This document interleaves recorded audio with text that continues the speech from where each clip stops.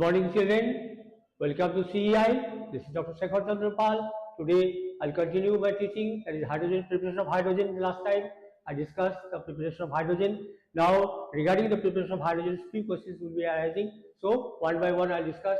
First, I'll write the questions, and accordingly, one by one, I'll discuss about those questions. The first questions will be: how will you purify? How will you purify hydrogen gas?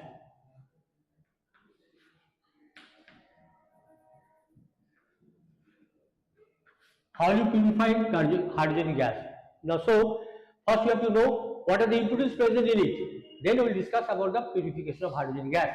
Now, the impurities are present in the hydrogen gas are arsine, phosphine, oxides of carbon, nitrogen, and carbon dioxide, like sulfur dioxide, hydrogen sulfide, water vapor, phosphorus pentoxide, etc. Those are the impurities present in hydrogen gas.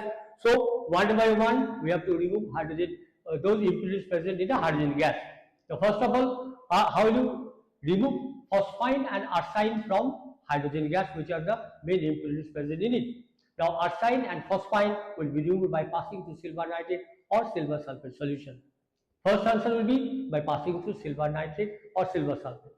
Secondly, the oxides of nitrogen, carbon, and sulfur. The sulfur dioxide, carbon dioxide, nitrogen dioxide, and few phosphorus oxides, like phosphorus pentoxide or phosphorus trioxide. So, those gases are passed through either mainly we pass through NOH or KOH.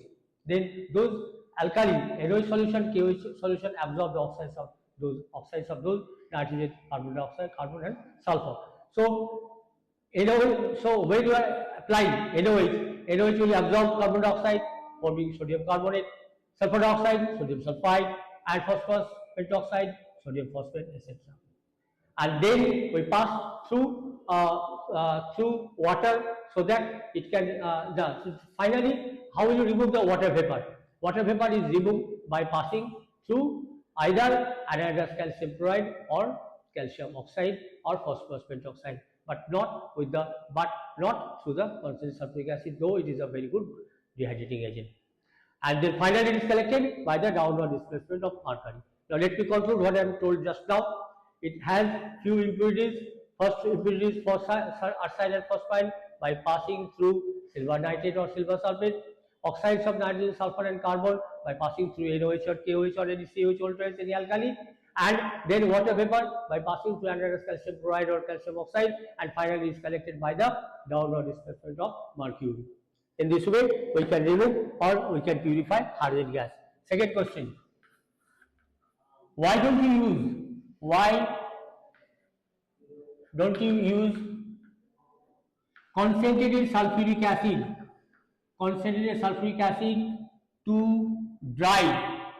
to dry hydrogen gas?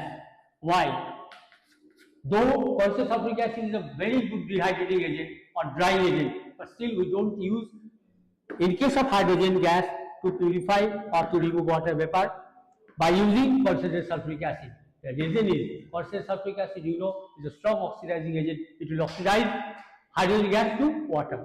So, if you use hydrogen gas pass through concentrated sulfuric acid, we will get water and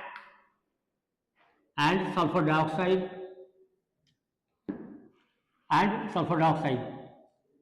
That means sulfuric acid oxidizes hydrogen to water and itself reduced to sulfur dioxide. So, let me conclude, concentrated sulfuric acid cannot be used to dry hydrogen gas. Why? Because hydrogen gas reacts with concentrated sulfuric acid, because sulfuric acid is being a strong oxidizing agent, it oxidizes hydrogen to water. So, we remove water vapor from hydrogen not by using concentrated sulfuric acid, though it is a good drying agent. Okay.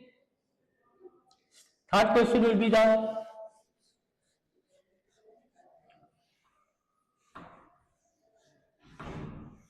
third question: concentrated HCl cannot be used to prepare hydrogen gas in the laboratory. In the laboratory. Explain. In the laboratory, explain. Concentrated HCl cannot be used. We use dilute HCl. We use dilute HCl for the preparation of hydrogen in the laboratory, but we don't use concentrated HCl in the laboratory for the preparation of hydrogen gas. Why? Because first point, concentrated sulfuric acid being a very volatile, so it will volatilize and mixes with the hydrogen gas. So it's difficult to remove water, difficult to remove this HCl gas from hydrogen. Second point, concentrated HCl is a good reducing agent, so it cannot act as an acid, so concentrated HCl cannot be used. So let me conclude. The 2 points are there: being very volatile, it mixes with hydrogen gas, difficult to separate. Second, concentrated HCl being a reducing agent, it cannot act as an oxidizing, it cannot act as an acid, so hydrogen gas cannot be prepared from dilute HCl. Fourth question. Concentrated sulfuric acid,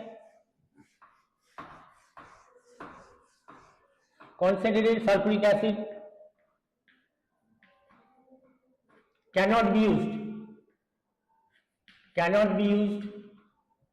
for the preparation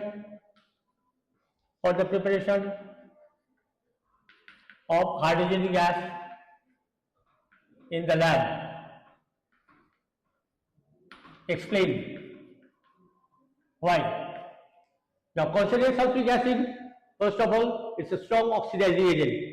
It doesn't act as an acid. So, in case of hydrogen preparation of hydrogen gas in the laboratory, acid, the substance which can be used to prepare hydrogen gas should be acid. Dilute sulfuric acid acts as an acid. So, dilute sulfuric acid can be used, but concentrated sulfuric acid cannot be used because concentrated sulfuric acid is a strong oxidizing agent. It oxidizes hydrogen gas, evolve to form water or oxidize to water. So, concentrated sulfuric acid cannot be used being a strong oxidizing agent. It doesn't act as an acid. Okay. Next question. Nitric acid.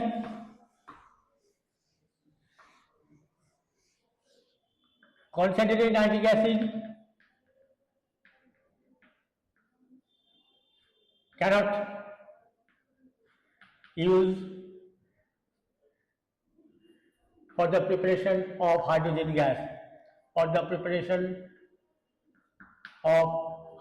gas. Explain. Same question. Here also same answer. The concentrated nitric acid is the oxidizing agent, so it cannot be used. Nitric acid should act as an acid because acid can only be used to prepare hydrogen gas. So nitric acid cannot also be used like concentrated HCl and sulfuric acid. But one thing you have to remember that only dilute nitric acid also cannot be used for the preparation of hydrogen gas except magnesium and manganese. Magnesium and manganese can only the two metals which can react with nitric acid, dilute nitric acid to prepare hydrogen and respective metal nitrates. But other metals cannot be used to prepare hydrogen gas in this case. Okay. And there are next 5. Question number 6 will be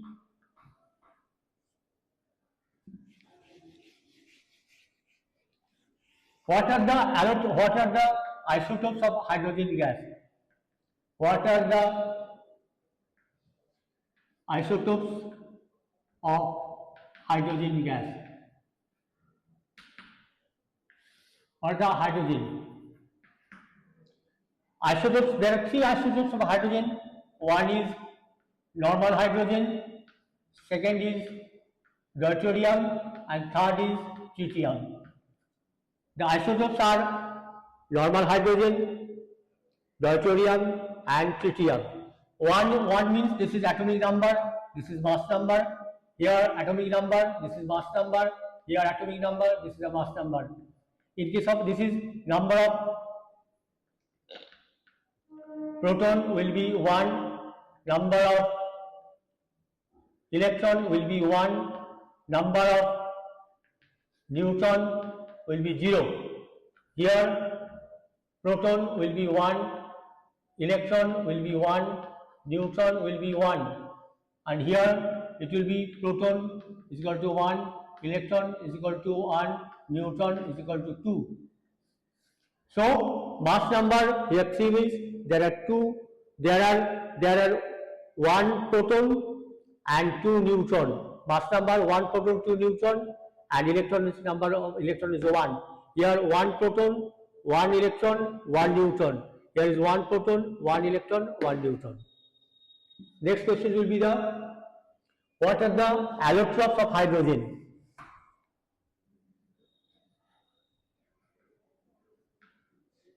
Allotropes of hydrogen.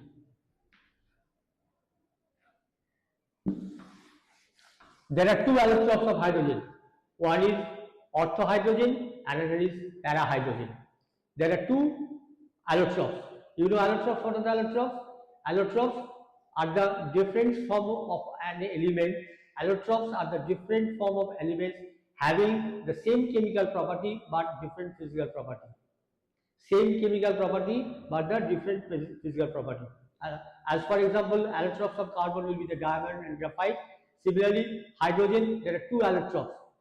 Hydrogen, there are 2 allotropes. One is called orthohydrogen and is called parahydrogen.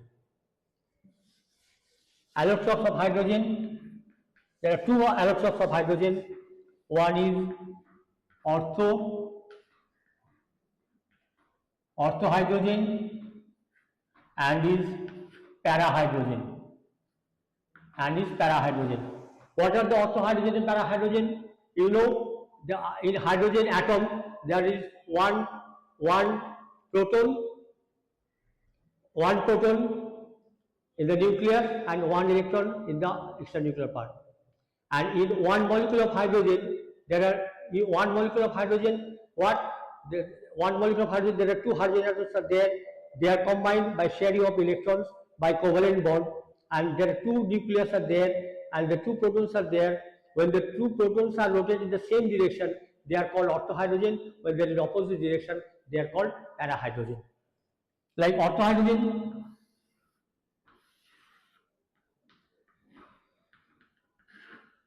when both of them are the same rotation of the nucleus, then they are orthohydrogen, and this is the parahydrogen.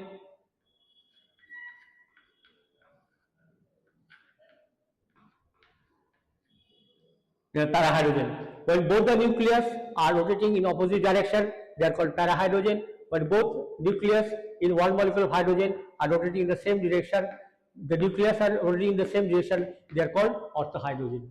So conclusion will be there are 2 allotropes are there.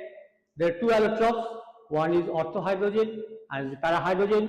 In orthohydrogen molecule, the 2 nucleus in a molecule of hydrogen rotate in the same direction. If the nucleus are rotating in the opposite direction, then it is called parahydrogen. Okay. And the last question will be what is nascent hydrogen? What is nascent hydrogen?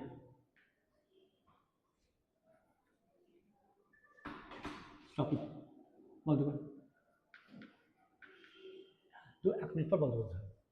What is nascent hydrogen? Nascent hydrogen is known as atomic hydrogen. Atomic hydrogen is known as nascent hydrogen. Nascent hydrogen. Or it is called newborn hydrogen. Newborn hydrogen is known as nascent hydrogen. Newborn hydrogen. Newborn hydrogen is nascent hydrogen. Nascent hydrogen. And the important part is that nascent hydrogen is more active than ordinary hydrogen. Next day or next class we will discuss about the properties of hydrogen gas. So let me conclude today. Thank you very much.